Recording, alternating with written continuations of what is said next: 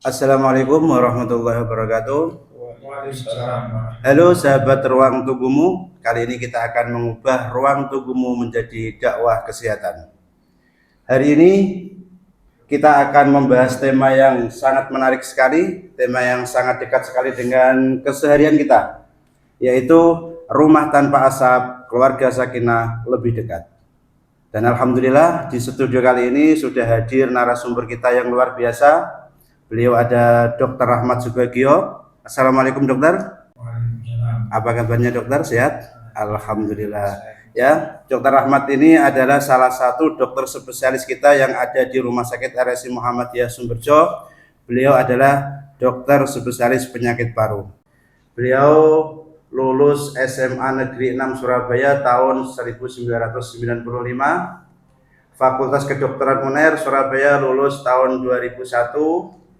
Dan pendidikan dokter spesialis paru Fakultas UNER RSUD Dr. Sutomo Surabaya lulus tahun 2016. Ya, di sebelah Dr. Rahmat ada Ustadz Ali Muhtadin BSMA. Assalamualaikum Ustadz. Waalaikumsalam warahmatullahi. Sehat Ustadz? Alhamdulillah sehat. Alhamdulillah. Ustadz Ali Muhtadin ini adalah Ustadz milenial kita.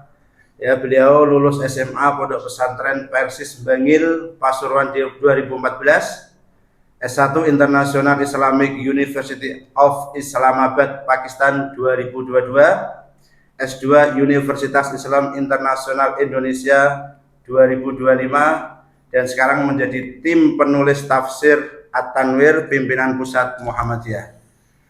Ya. Kali ini kita akan mengupas tuntas bagaimana bahaya merokok itu, apakah ada hubungannya dengan keberlangsungan keluarga sakinah. Ya, kita mulai dari fakta lapangan dulu. Banyak kepala keluarga yang bilang, saya merokok pakai uang saya sendiri, tidak merugikan orang lain, tapi faktanya asapnya terhirup anak istrinya. Ustaz, bagaimana sudut pandang keluarga sakinah melihat ego seperti ini? Baik, memang pertanyaan ini relate sekali Mas dengan kehidupan dan fakta yang terjadi di dunia modern hari ini. Menjawab pertanyaan ini kita harus tahu tentang di dalam Islam itu bahwa pernikahan itu disebut di dalam Al-Quran itu sebagai misaqul ghalidho, atau bisa diartikan dengan perjanjian yang kokoh. Karena perjanjian, artinya perjanjian itu melibatkan dua pihak, bukan perseorangan. Makanya di dalam Islam itu pernikahan harus menggunakan kalimat kita, bukan saya. Jadi kalau kalimat ini kan uang saya sendiri, artinya ada sisi-sisi ini yang dilupakan. Kemudian kalau ada orang yang mengatakan seperti ini, dia lupa bahwa di dalam Islam itu prinsipnya adalah saling menjaga. Sebagaimana disebutkan dalam Al-Quran, ya ayyuhalladzina amanu qu anfusakum wa ahlikum nar. Wahai orang-orang yang beriman, jagalah diri kalian dan keluarga kalian dari api neraka. Memang secara tekstual ayat ini berbicara tentang bagaimana kepala keluarga itu menjaga keluarganya dari api neraka. Tapi dia kalau dilihat secara kontekstual bahwa kalau hari ini banyak sekali orang-orang atau kepala keluarga yang tidak bisa menjaga keluarganya dari api atau asap rokok, bagaimana dia akan menjaga keluarganya dari api neraka? Itu jika dilihat dari tinjauan Al-Quran. Lalu kita juga harus melihat juga bagaimana kita melihat sejarah Rasulullah SAW itu melarang orang-orang yang makan bawang itu untuk masuk ke dalam masjid. Kenapa? Karena bau dari bawang itu dapat menimbulkan gangguan bagi orang-orang yang mau beribadah. Bayangkan, ketika Rasulullah melarang orang yang makan bau bawang yang sifatnya alami gitu ya, itu dilarang, bagaimana dengan asap rokok hari ini? Jadi kalau orang hari ini mengatakan uang saya, itu uang saya, artinya dia melupakan sisi-sisi bahwa pernikahan itu perjanjian. Dan yang kedua adalah bahwa asap yang dia timbulkan itu melibatkan orang lain, bukan dia sendiri gitu. Jadi bau bawang yang segitunya saja itu dilarang oleh Rasulullah yang tidak mematikan dan itu alami. Lalu bagaimana dengan asap rokok yang datang karena disengaja dan bahkan membahayakan? Mungkin nanti secara medis bisa dikupas sama Dr. Rahmat tentang bahaya ini. Artinya ketika seseorang itu berbicara tentang ini uang saya, dia melupakan sisi-sisi itu. ego yang dia miliki itu kemudian dapat menimbulkan atau menghalangi sakinah di dalam keluarga. Nanti ada cekcok dengan istri dan lain-lain. Jadi kalau kita melihat dalam kacamata besar bahwa pernikahan itu adalah satu perjanjian, artinya tidak boleh membuat satu keputusan atau membuat satu statement yang berdasarkan egosentris. Mungkin seperti itu. Iya, terima kasih Ustadz. Sekarang berbicara soal resiko penyakit, Dok. Seringkali perokok itu merasa aman kalau mereka merokok di teras rumah atau mungkin bahkan sudah jauh dari rumah. Bahkan atau merokoknya itu menunggu anak-anaknya itu sudah tidur lelap atau istrinya sudah tidur. Apakah itu bisa menjamin rumah bebas dari bahaya merokok itu sendiri, Dokter? Oke ya, jadi begini Mas Umam, kalau para bapak-bapak yang merokok itu merasa bahwa mereka merokok di luar rumah, di teras misalnya, bahwa itu bisa katakanlah aman bagi anak dan istrinya, itu juga tidak sepenuhnya benar ya. Karena apa? Karena pertama, ketika seseorang itu merokok, maka asapnya itu selain juga terbawa ke udara, juga bisa menempel di badan, di baju, di rambut ya. Kemudian kan sudah merokok, dia mesti masuk, dia mungkin gendong anaknya, meluk anaknya, nyium anaknya, itu otomatis juga bisa terhirup oleh anak dan istrinya. Kemudian selanjutnya adalah ketika merokok di teras rumah itu ada kemungkinan angin itu kan kita tidak tahu ya berembusnya kemana ya, ada berembus ke dalam rumah atau kemana ya, itu akhirnya secara langsung masuk ke dalam rumah, akhirnya ya anak dan istri para perokok tadi mesti terpapar ya, dan ini akhirnya bisa menimbulkan dampak kesehatan. Yang paling sering adalah bisa terjadi infeksi saluran nafas, kemudian bisa memicu serangan asma pada anak-anak yang misalnya punya genetik atau bakat asma, dan bahkan bisa mengganggu tumbuh kembang. Nah, jadi ini yang perlu diketahui ya. Dan kemudian itu bahaya secara langsung ya, khususnya terhadap keluarga. Ada yang secara tidak langsung tapi ya sangat berpengaruh, yaitu apa? Misalnya perokok itu sendiri yang jadi sakit. Nah, akhirnya apa? Otomatis kalau perokok itu sakit, dan banyak pasien saya yang juga begitu ya, mereka perokok dan sakit, akhirnya satu, tidak bisa bekerja, padahal mereka adalah tulang punggung keluarga. Otomatis akan mengganggu keseimbangan keluarga itu ya, sehingga mesti ada gangguan, mungkin masalah ekonomi, mungkin ya. Seperti itu ya. Jadi anggapan bahwa merokok di teras rumah sepenuhnya aman itu ya tidak sepenuhnya benar. Mungkin kalau dia yakin pintunya ditutup semua, kemudian setelah merokok sebelum masuk rumah mandi bajunya, ya mungkin bisa ya. Tapi kalau sudah seperti itu, misalnya anak-anaknya bermain di teras, nah, kan asap rokok tadi disampaikan ya bisa menempel di baju, di badan, bahkan bisa di teras, di sofa. Kalau anaknya main ke situ kan otomatis kontak. Nah, akhirnya sedikit banyak mesti terhirup. Nah, itu tadi. Iya, terima kasih Dokter Ahmad. Berarti kesimpulannya tidak ada zona aman ya Dokter ya, selama kita masih merokok. Betul, tidak ada. Iya, tidak ada zona aman ya. Tidak ada. Sama sekali. Ya, terima kasih. Sekarang kita geser ke masalah dapur, Ustadz. Tidak jarang pengeluaran rokok ini kadang mengalahkan anggaran-anggaran rumah tangga, seperti mungkin anggaran beli susu atau anggaran belanja istri itu lebih sedikit daripada anggaran beli rokok, yang berujung pada pertengkaran. Bagaimana Islam memandang skala prioritas nafkah itu sendiri, Ustadz? Baik, bagus sekali Mas Umam pertanyaannya. Di dalam Islam, nafkah itu uniknya adalah tidak dibagi berdasarkan selera. Artinya ketika seseorang itu mengabaikan sisi-sisi yang wajib atau hal-hal yang wajib demi hal-hal yang tidak bermanfaat, atau bahkan jika di dalam Islam dihukumi ya dengan makruh atau bahkan haram, itu merupakan satu kezaliman finansial. Di dalam fikih, nafkah itu dibagi menjadi tiga, atau kebutuhan kehidupan kita ini dibagi menjadi tiga. Yang pertama itu ada yang istilahnya doruriyah atau yang disebut dengan kebutuhan premier, kebutuhan wajib. Yang dimana kebutuhan itu harus segera dilakukan, kalau enggak dapat mengancam nyawa. Lalu yang kedua ada yang namanya hajian atau bisa kita sebut dengan sekunder, yaitu kebutuhan yang dapat membantu kehidupan kita, tapi kalau tidak kita miliki tidak mengganggu nyawa. Lalu ada juga yang terakhir itu namanya tahsiniyah atau kita kenal dengan tersier atau kebutuhan komplement. Artinya kebutuhan yang tidak mempengaruhi apapun, hanya untuk menyempurnakan kehidupan kita saja. Nah, harus menjadi seorang kepala rumah tangga atau menjadi seorang bapak itu harus tahu bahwa nafkah mana yang seharusnya itu menjadi bagian doruriyah.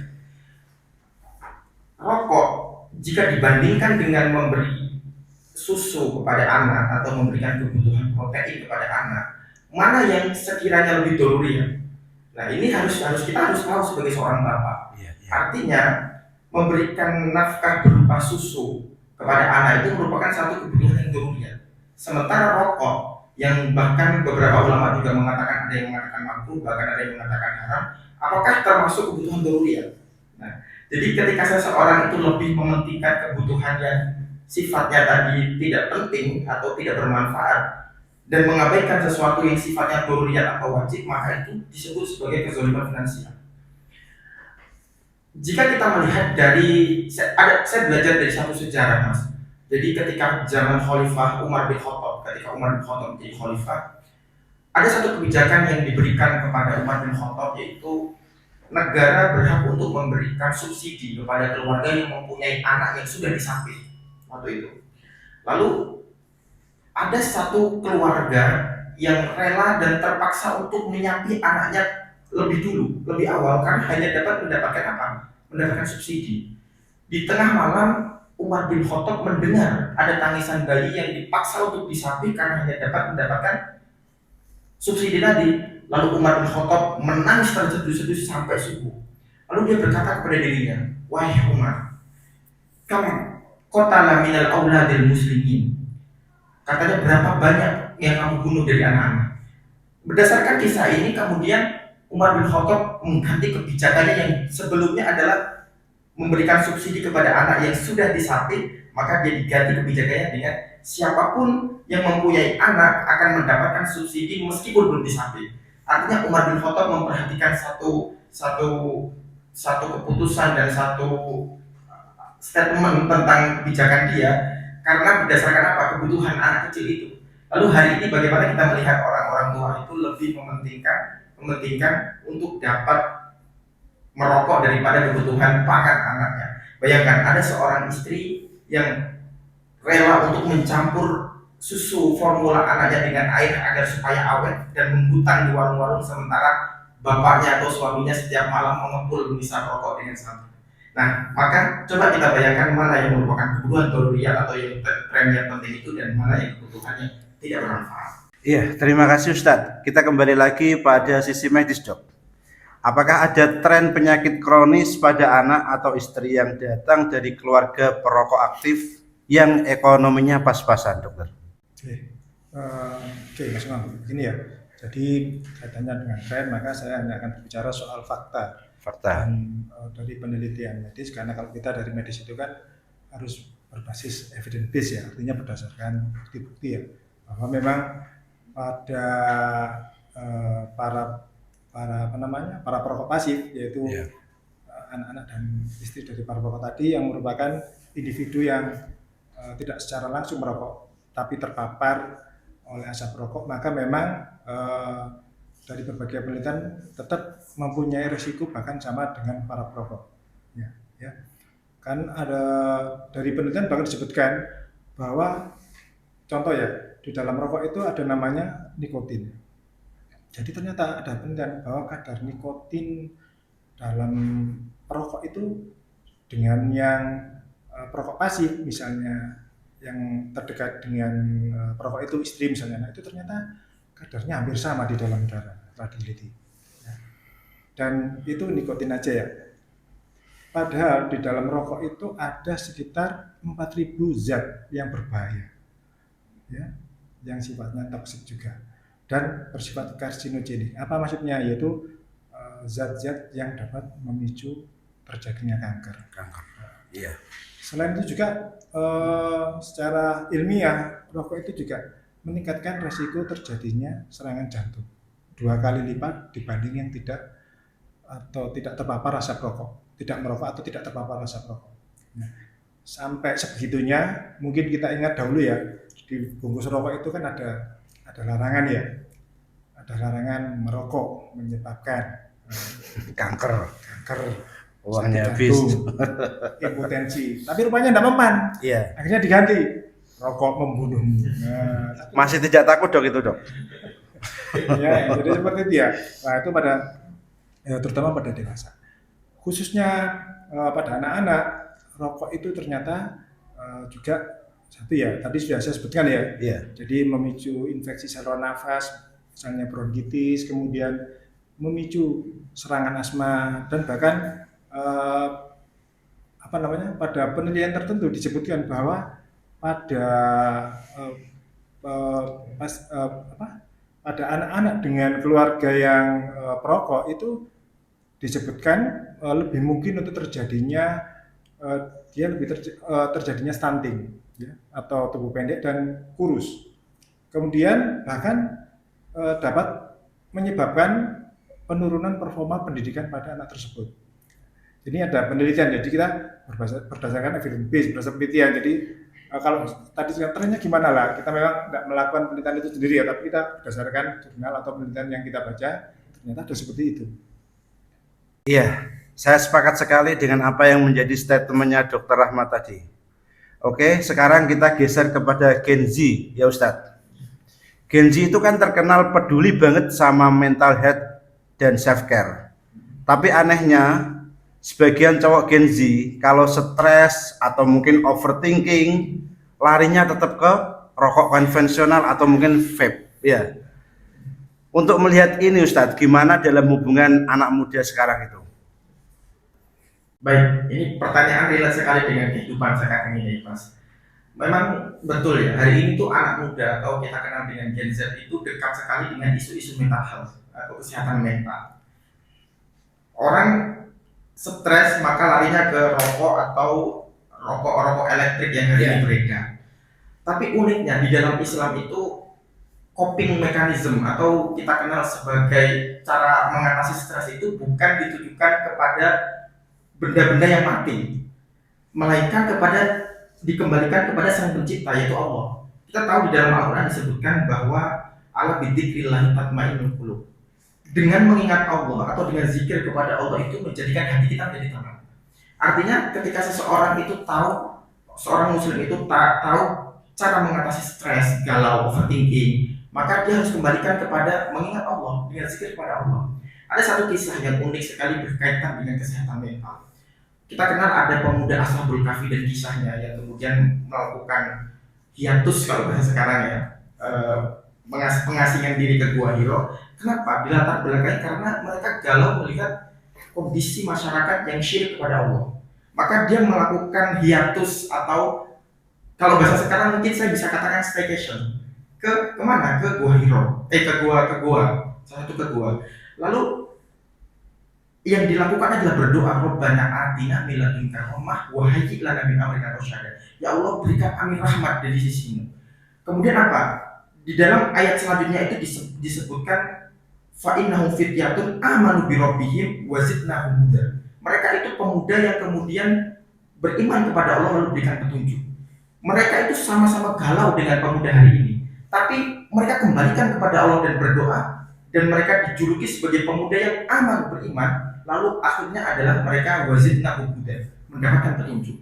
Tapi anehnya pada zaman sekarang generasi Z ini, milenial hari ini, itu ketika stres itu larinya adalah ke hal-hal yang sifatnya rokok, kemudian pergi ke narkoba, kemudian ke pesta-pesta yang tidak bermanfaat. Padahal cukup ketika orang mau mendapatkan petunjuk dari stres galau dia, syaratnya apa? Aman birobihim. Ayat itu menjelaskan itu. Jadi kalau mau kita coping mekanisme itu tadi ya, kalau kita mau terhindar dari stres itu saja harus mengingat Allah, kembali kepada Allah, harus berzikir kepada Allah, maka zidnahum huda, petunjuk. Jadi kalau orang stres hari ini larinya kepada rokok, merokok, larinya kepada hal-hal yang tidak bermanfaat, bukan malah petunjuk yang dia dapat malah menambah stres lagi, atau hanya menunda stresnya setelah dia melakukan itu selesai, kembali lagi dengan stres dan overthinking. Mungkin ini. Ya, berarti secara tidak langsung kalau stres terus kita ambil istilahnya kita ambil keputusan untuk merokok itu kurang pas ya Ustadz ya. Oh iya. Ala bidzikrillah, kita harus ingat kepada Allah ya, biar hati kita itu tenang ya. Ya Ustadz, terima kasih. Kembali lagi ke sisi medis Dok ya. Anak muda sekarang kan banyak yang beralih ke vape atau mungkin ke pot ya, karena dianggap lebih estetik dan aromanya itu lebih bisa memilih gitu. Jadi merasa aman merokok di dekat pasangan. Fakta medisnya gimana Dok, menurut dokter sendiri? Begini, jadi terkait dengan vape itu ya, apakah dengan vape itu lebih aman daripada rokok konvensional, tetapi kenyataannya tidak demikian. Jadi kalau sekali lagi kalau kita dari medis tentu saja berdasar fakta ini ya, apa sih rokok elektrik itu? Jadi rokok elektrik itu kan sebenarnya suatu produk yang menghantarkan uap atau aerosol ya dalam bahasa medisnya, yang di dalamnya juga itu ternyata mengandung nikotin ya, dengan cara pemanasan cairan. Dari fakta ilmiahnya ternyata kandungan vape dan rokok konvensional itu hampir sama ya. Cuma pada rokok elektrik itu cuma tidak mengandung karbon monoksida dan tar, tapi nikotinnya tetap, dan sekitar 4.000 bahan toksik tadi masih ada di dalamnya. Nah, ini yang perlu disadari ya. Seperti saya sebutkan tadi, asap rokok yang mengandung nikotin itu yang terhirup oleh pasangan atau mungkin orang di sekitarnya itu juga dalam kadar darahnya itu sama dengan yang rokok. Jadi kadar nikotin dalam yang bukan perokok, yang di dekatnya tadi itu ternyata hampir sama dengan rokok. Kemudian ternyata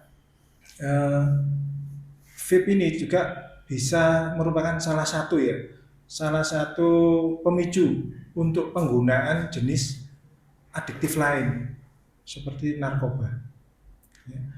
Karena banyak narkoba yang juga bisa digunakan melalui cara yang hampir mirip dengan vape ini. Nah, kemudian kita bicara lagi tentang bahayanya ya, bahwa nikotin itu satu menimbulkan adiksi atau ketagihan. Nah ini. Kemudian yang kedua lagi efek kesehatannya adalah terutama di jantung. Merokok itu ternyata juga meningkatkan denyut nadi dan juga bisa meningkatkan tekanan darah pada perokok. Selain juga dia juga bisa merusak sel-sel endotel pada pembuluh darah yang merupakan dasar dari gangguan atau terjadinya penyakit pada jantung koroner.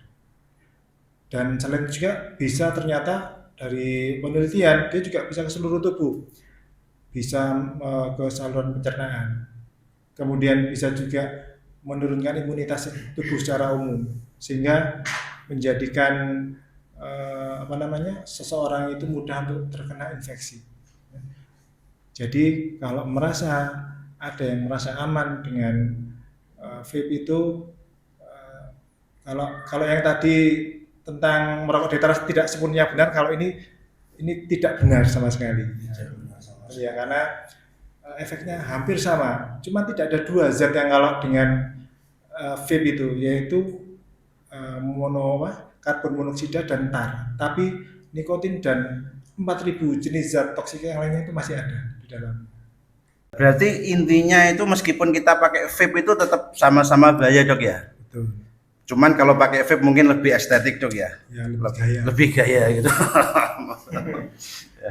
Ya, kita geser ke spill the bills alias bahas duit ya Ustadz ya. Gen Z kan suka ngopi cantik, mungkin sukanya traveling atau jalan-jalan kemana. Tapi kalau ditambah pengeluaran rokok atau put yang sebulan mungkin bisa ratusan ribu bahkan sampai jutaan. Ini ngaruh nggak sih Ustadz dengan rencana masa depan Gen Z tersendiri?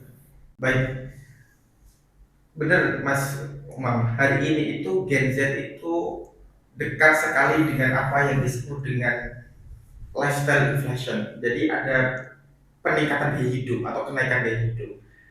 Gen Z sekarang lebih suka untuk ngopi cantik tadi benar, kemudian thrifting untuk memenuhi kebutuhan estetika pakaiannya, kemudian diupload di media sosial Instagram, TikTok dan lain-lain. Lalu pot atau vape itu tadi, rokok elektrik itu dijadikan sebagai kebutuhan lifestyle.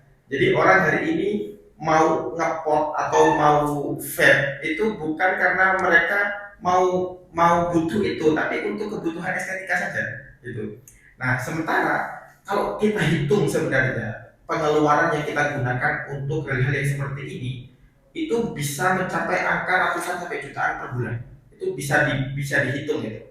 Sedangkan di dalam Islam itu kita ini dianjurkan untuk mengeluarkan harta atau uang yang kita punya itu untuk kebutuhan yang bermanfaat. Jadi tidak boleh mengeluarkan sesuatu itu untuk kebutuhan yang tidak bermanfaat.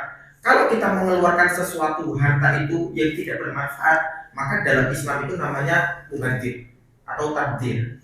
Di dalam Al-Quran juga disebutkan innal mubadzirina kanu ikhwana syayatin. Sesungguhnya perbuatan atau perilaku mubadzir itu atau boros itu merupakan teman atau saudara setan gitu.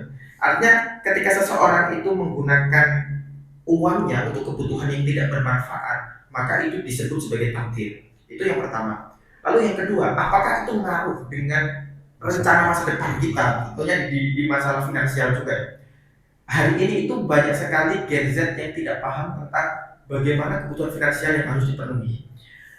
Kalau kita bisa berkaca dengan apa yang disampaikan oleh Nabi Yusuf alaihissalam ketika di penjara dan menafsirkan mimpi sang raja yang melihat ada 7 sapi yang kurus yang memakan 7 sapi gemuk, itu diartikan oleh Nabi Yusuf itu sebagai bahwa kamu harus mempunyai ladang atau harus mempunyai modal besar, simpanan besar untuk kehidupan yang nantinya akan paceklik. Nah, kalau kita melihat kasus ini, kita tahu bahwa dalam Islam kita harus punya planning finansial ke depan, terutama untuk Gen Z. Ketika Gen Z menghambur-hamburkan uangnya, menghambur-hamburkan gajinya, maka dia tidak memikirkan apa yang akan terjadi ke depan. Hari ini banyak sekali Gen Z yang takut sekali menikah karena takut karena finansial. Padahal dia secara tidak sadar juga sedang menghambur-hamburkan finansial dia. Artinya kalau dia sudah tahu bahwa nanti kebutuhan ke depan finansial menjadi satu masalah besar di dalam pernikahan, makanya dia harus punya financial planning, punya rencana finansial untuk mengarungi kehidupan selanjutnya gitu. Jadi kalau kita melihat Gen Z yang hari ini menghambur-hamburkan uangnya demi estetika dan kebutuhan media sosial dengan vape, dengan rokok dan lain-lain, maka harusnya dia punya planning finansial yang bisa mengalokasikan uangnya itu untuk kebutuhan ke depan, untuk pernikahan barangkali dan lain-lain, sehingga ketakutan finansial, problem finansial untuk menikah dapat teratasi dengan itu. Nah, mungkin ini Mas Umam. Berarti harus mengurangi rokok ya paling enggak ya, atau menghilangkan bahkan kalau rokoknya. bisa menghilangkan ya. Berarti kalau bisa itu kita menghilangkan rokok, Dok ya. Kalau tidak bisa menghilangkan ya minimal kita mengurangi ya, Ustaz ya. Ya, terima kasih Ustaz. Untuk Dokter Rahmat sendiri, benar gak sih Dok, tren anak muda sekarang itu kena penyakit berat gara-gara gaya hidup ini semakin naik? Jadi saya akan berbicara tentang pengalaman saya sekitar 25 tahun sebagai dokter ya, baik sebagai dokter umum maupun dokter spesialis paru. Terutama karena jenis penyakit yang sering saya tangani adalah TB ya, TB paru, di mana TB ini merupakan suatu penyakit endemis di Indonesia dan Indonesia untuk penyakit TB ini adalah juara 2 satu dunia ya. Penduduknya nomor 5, tapi untuk penyakit TB-nya nomor 2. Jadi kita di bawah India. Saking banyaknya TB ya, terutama memang menyerang usia produktif yaitu usia muda. Dan dari pengalaman saya melakukan pemeriksaan anamnesa itu sebagian besar saya tanya apakah mereka itu begadang atau sering begadang, ternyata memang betul. Sebagian besar mereka itu sering begadang. Ya. Itu juga informasi dari keluarganya. Iya dok, sering pulang malam. Ya. Meskipun tidak ada yang ngomong sampai pulang subuh, tidak ada ya. Tapi pulang malam ya. Ini ada kemungkinan bahwa dengan memang begadang itu karena memang seseorang itu harusnya punya waktu istirahat yang cukup ya, maka kadang itu ada kemungkinan bisa menurunkan daya tahan tubuh. Sehingga menjadikan seseorang itu mudah sakit pertama. Yang kedua tentang gaya hidup ya, gaya hidup dalam hal ini selain itu tadi ya, selain begadang juga pola makan. Jadi sekarang ini ada sering saya jumpai orang-orang muda itu dengan diabetes, dengan penyakit gula darah, bahkan darah tinggi, dan bahkan ada dengan gangguan ginjal. Nah, ini mungkin terkait dengan pola hidup di mana banyak makan makanan yang instan, yang kita ngomong itu seperti junk food, gitu. Yang makanan-makanan olahan itu yang terlalu sering dikonsumsi, sehingga dan tidak diimbangi dengan aktivitas yang cukup. Nah ini akhirnya menyebabkan penyakit-penyakit, namanya kita nama penyakit metabolik ya, seperti diabetes, kemudian darah tinggi, dan juga akhirnya bisa memicu gangguan organ seperti gagal ginjal. Nah ini yang perlu diperhatikan untuk para Gen Z ya, remaja, soal baik pola hidup maupun pola makan. Ya. Semestinya harusnya seimbang. Juga seperti disebutkan oleh Ustadz tadi ya, perlunya pola seimbang itu kan artinya kan ya jasmani dan rohaninya juga. Kita masuk ke sesi solusi dan mindset, cara mengingatkan.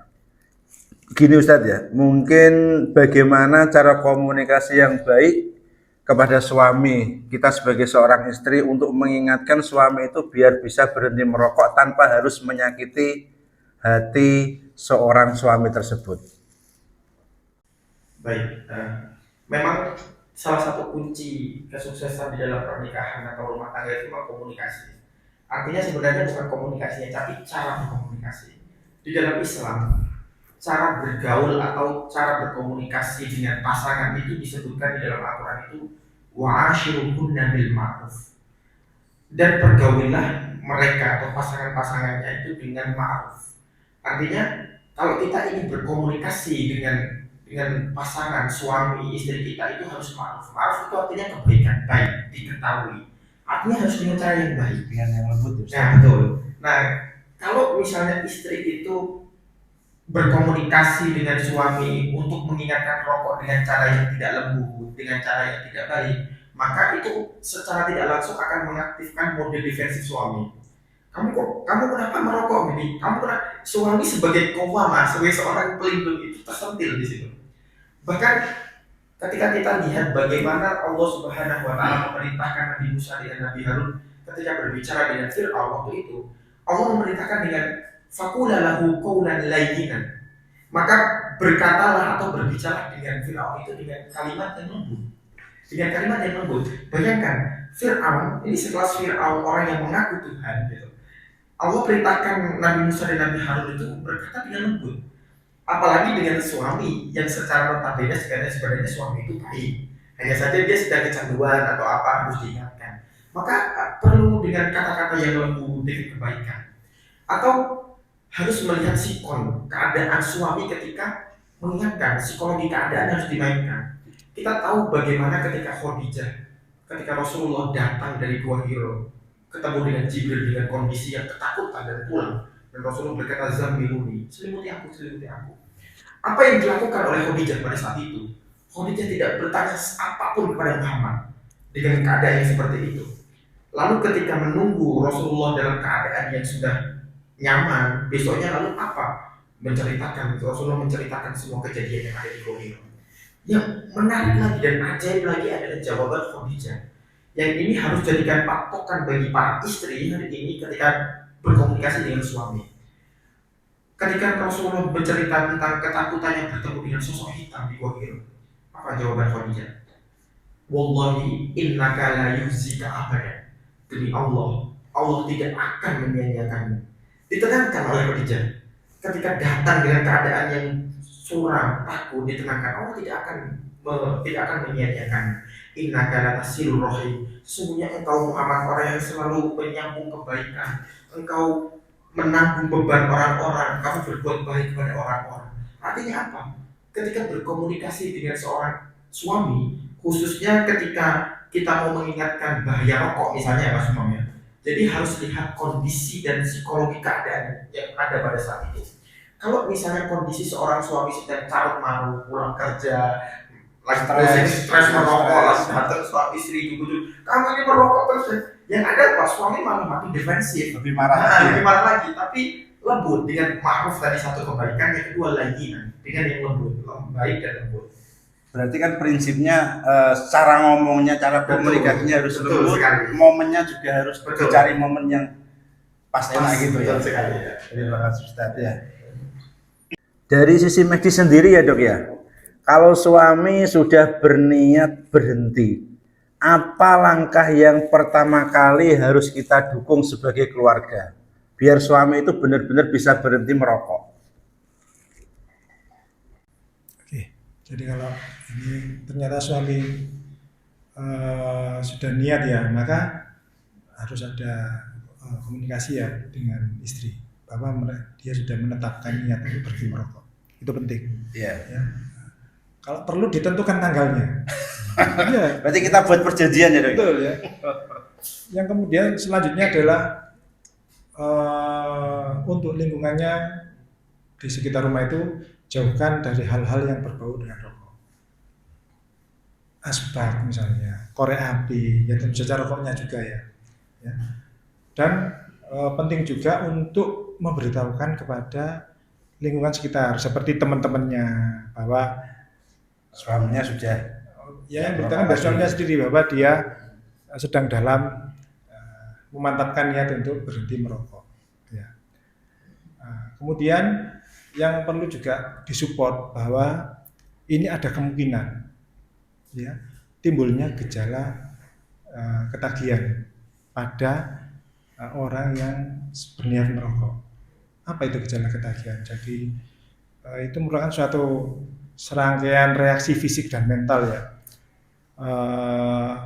akibat berhenti mengkonsumsi atau mengurangi mengkonsumsi bahan tertentu yang biasa rutin digunakan oleh seseorang. Ini dapat menimbulkan gejala-gejala. Contohnya pada rokok. Jadi pada perokok yang mulai berhenti merokok itu ini secara teori ya kurang dari 1 bulan itu dapat timbul, tidak selalu ya Mas Umam ya, dapat timbul gejala misalnya 1 cemas, ya, kemudian sulit berkonsentrasi, mungkin kepalanya juga pusing, kemudian mudah emosi. Ini hal-hal yang ini perlu disupport dengan keluarga. Ya. Sebagai contoh juga, saya tuh punya banyak pasien ya. Pasien itu kan sakit sesek dan sebagainya. Dia benar-benar berhenti merokok. Ternyata memang keluarganya ini sejak berhenti merokok atau sejak dirawat kan dia tidak merokok ya. Itu mudah emosi.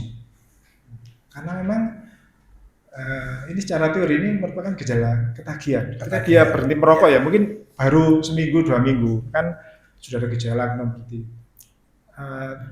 mulai timbul gejala itu. Nah ini perlu support dari keluarga ya. Jangan dianggap itu wah ini kok begini gitu ya. Harusnya keluarga itu paham. Oh ini gejala ketagihan. Jadi harus lebih sabar dalam memberikan dukungan ya. Jadi karena saya lihat itu justru begini, ya dengan penderita tadi itu mungkin tidak anaknya ya, tapi yang lain istrinya itu juga seperti tadi ya ngomongnya mungkin kurang pas, ya karena mungkin tidak tahu ya. Akhirnya seperti tadi jadi dua-duanya jadi pertengkar, gitu. Ya. Jadi sebenarnya perlu sangat didukung oleh keluarga ya untuk dan perlu diketahui juga ya dengan gejala-gejala tadi sehingga keluarga bisa memahami ini jalannya. Sehingga untuk penyikapannya biar lebih. Berarti kan butuh proses Dok ya untuk jalannya berhenti merokok itu tadi bisa menyesuaikan. Ya, selalu juga mungkin sebenarnya untuk rokok ini juga ada obatnya untuk berhenti merokok. Cuman memang sangat mahal ya. dan belum ditanggung BPJS mungkin ya. Saya nggak tahu, kalau setahu saya sih tidak ya. Ya, setahu saya sih tidak ditanggung BPJS. Ada obatnya untuk berhenti merokok ini. Intinya, keluarga yang sehat dan harmonis itu goals utama kita. Sayangi paru-parumu dan sayangi pasanganmu. Terima kasih banyak Dr. Rahmat, terima kasih banyak Ustadz Ali atas diskusi interaktifnya hari ini. Kesimpulannya, keluarga sakinah tidak hanya dibangun lewat kata-kata manis, tapi lewat udara bersih dan keputusan sehat yang kita bawa ke dalam rumah. Saya Mas Umam, pamit undur diri dulu. Selamat jumpa di podcast selanjutnya. Ingat ya, sehat itu pilihan dan pilihan cerdas dimulai dari info yang benar. Assalamualaikum warahmatullahi wabarakatuh.